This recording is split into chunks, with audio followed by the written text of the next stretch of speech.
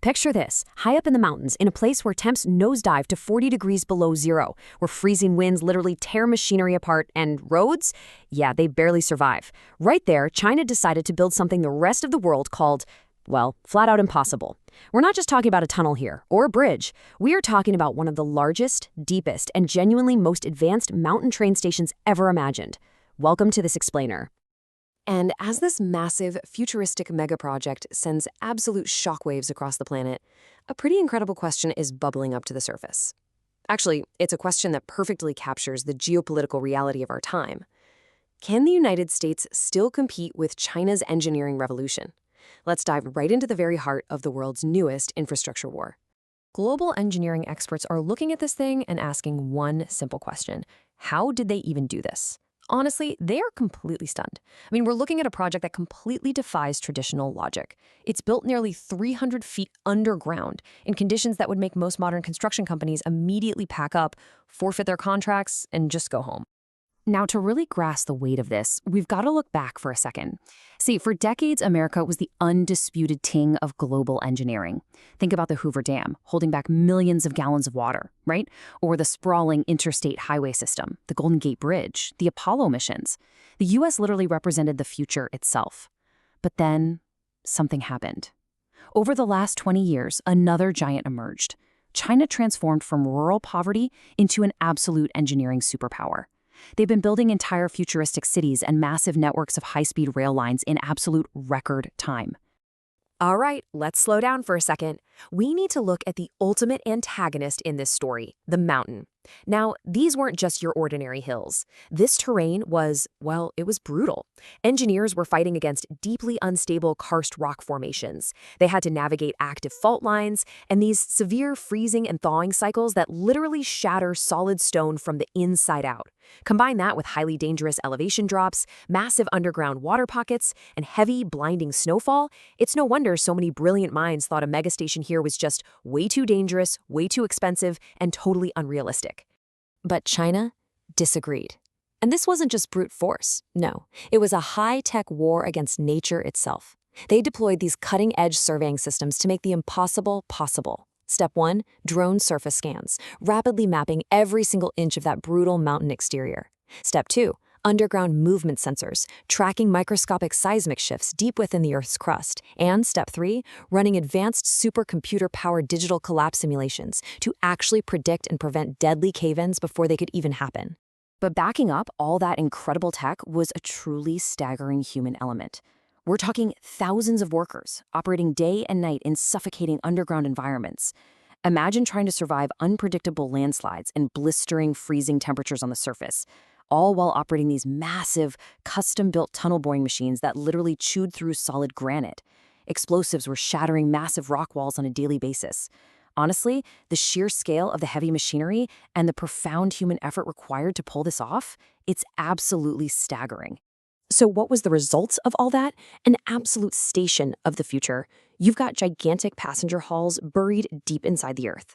Smart automated transport systems moving thousands of people seamlessly. Advanced earthquake protection using massive shock absorbers. AI-assisted operations controlling the entire flow of traffic. Oh, and ultra-high-speed rail integration capable of moving millions of passengers at hundreds of miles per hour. Look, this isn't just a place to catch a train. It's a massive, highly pressurized, energy-efficient transportation city built directly inside a mountain. The sheer scale of this subterranean city is kind of hard to wrap your head around, honestly. Experts are calling it the undeniable future of human transportation. But, while the entire world watched this unfold in total amazement, America was watching too. Very, very carefully. Because what America saw next completely shocked experts. Let's break it down. On one side, you have America's aging rail infrastructure. These are networks that heavily rely on century-old foundations, which means frequent delays and slower speeds. On the flip side, you have China's network. It's now the largest high-speed rail system on the entire planet, boasting tens of thousands of miles of ultra-fast tracks that connect distant megacities in mere hours. This stark contrast right here perfectly illustrates why infrastructure is the new global weapon. See, modern nations no longer compete just with military might. Whoever controls movement, well, they control the future economy. And this rivalry, it extends far beyond just trains. We are witnessing a historic tech war. Right now, China is pouring hundreds of billions of dollars into AI, advanced robotics, massive green energy grids, and fully integrated smart cities. At the exact same time, the US remains profoundly dominant in Silicon Valley software innovation, cutting-edge aerospace engineering, military tech, and advanced semiconductor research. It's essentially a clash of two very different technological titans. You know, the core philosophy of modern national competition really comes down to one brutal truth. The country that builds the fastest, moves the fastest, controls global trade. The whole geopolitical playbook has fundamentally shifted. It's no longer just about stockpiling traditional weapons. It's now an absolute laser-focused obsession with speed, digital connectivity, and massive physical infrastructure. So that begs the question, could the US build this mountain megaproject today? Well, American megaprojects face a pretty crippling maze of political delays. You've got lengthy environmental reviews that span thousands of pages and take years to complete, intense budget battles in Congress, endless legal complications from local zoning laws, and just incredibly long, drawn-out approval processes. China's highly centralized system, on the other hand, allows projects to move from a conceptual blueprint to actual groundbreaking construction incredibly fast. Meanwhile, US projects often take a decade just to break ground. Because of this, analysts are coming to a harsh realization. The real competition isn't engineering talent, it's execution speed. Make no mistake, the United States absolutely still possesses some of the greatest, most innovative engineering minds on Earth. The top-tier universities, the software, the visionary thinking, it's all right there. But the true battlefield of the 21st century is how rapidly a nation can take those brilliant blueprints and turn them into poured concrete, welded steel, and operational systems.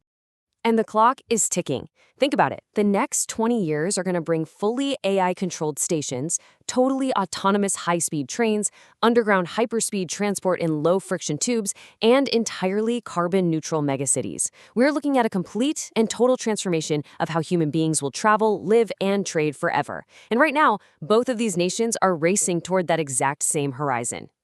But let's step back from the AI and the high-speed rails for just a second.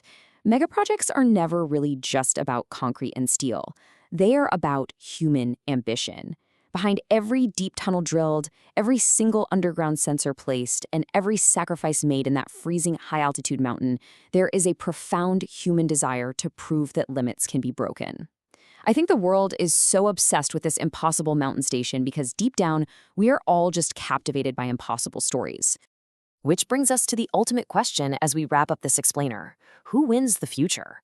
China currently dominates large-scale physical infrastructure and rapid execution, while America continues to lead the world in so many areas of cutting-edge digital and aerospace innovation. Both nations are shaping our reality in entirely different, incredibly massive ways. But one thing is absolutely certain. We have officially entered a new era where engineering projects are the ultimate symbols of national power. So what do you think? Will America rise again to build something even greater, or will China continue to lead the way? Thanks for exploring this with me today. And hey, keep your eyes on the future.